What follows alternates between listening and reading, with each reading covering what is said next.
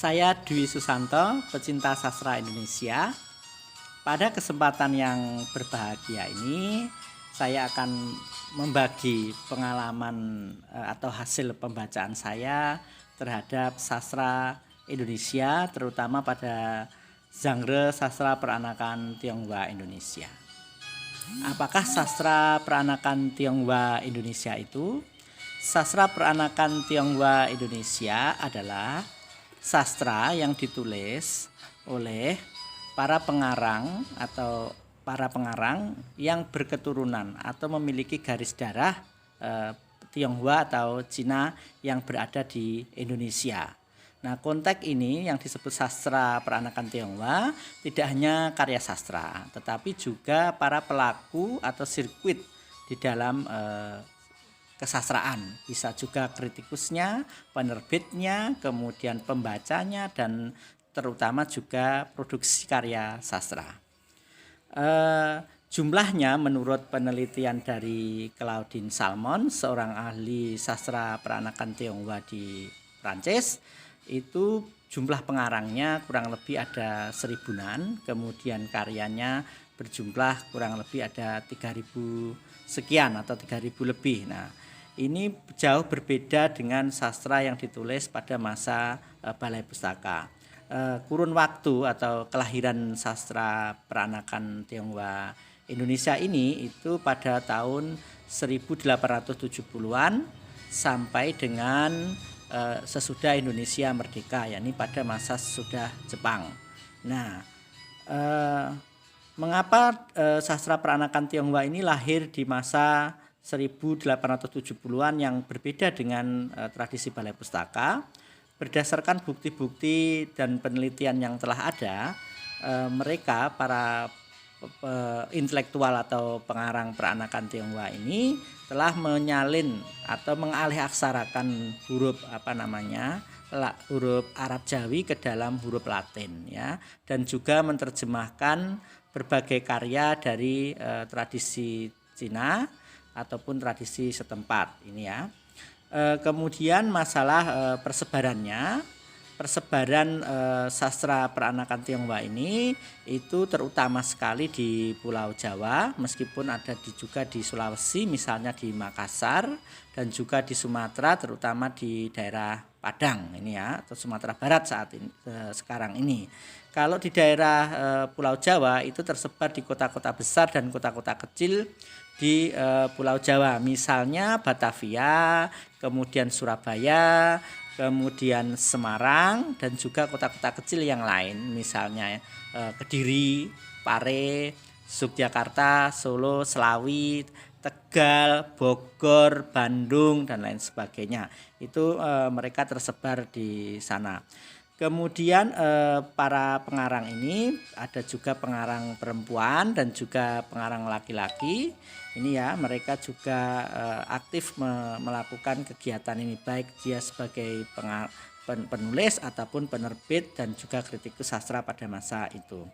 Selain itu, karakteristik dari cerita atau karya-karya yang ditulis oleh para pengarang peranakan Tionghoa ini, diantaranya mereka mengambil dari satu, terjemahan dari negeri Cina atau negeri Tiongkok sana.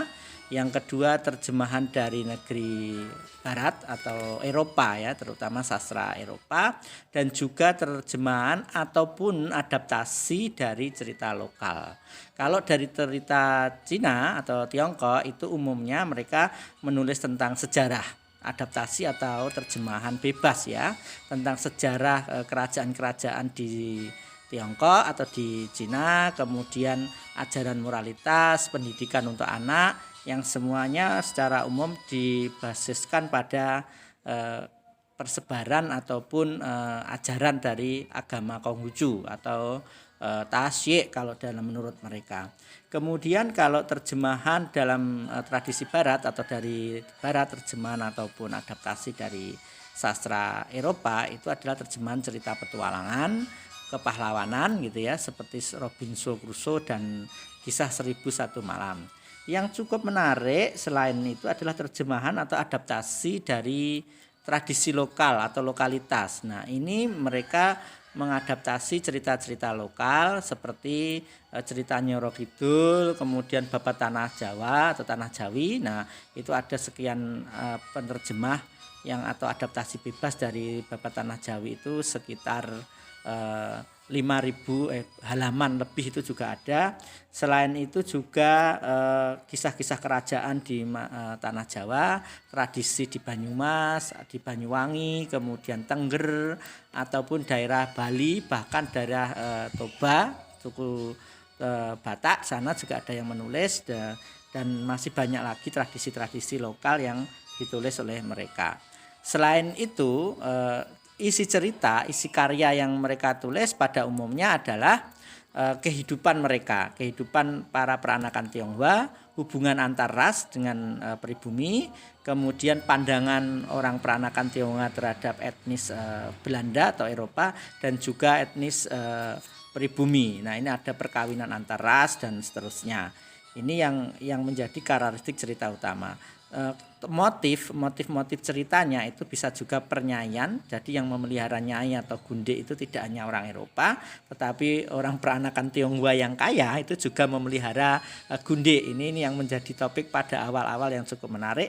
Selain juga gagasan atau kritik terhadap pemerintah kolonial, kemudian tanggapan gagasan nasionalisme kebudayaan, baik antara yang Tionghoa dan juga yang lokal, yang tradisi lokalitas. Nah, ini yang menjadi istilahnya isi secara umum dari sastra peranakan Tionghoa Indonesia. Nah, ini dari beberapa tadi dapat kita garis bawahi ini ya. Ada pengertian sastra peranakan Tionghoa yang sangat khusus, yaitu harus ada berdarah Tionghoa pelakunya.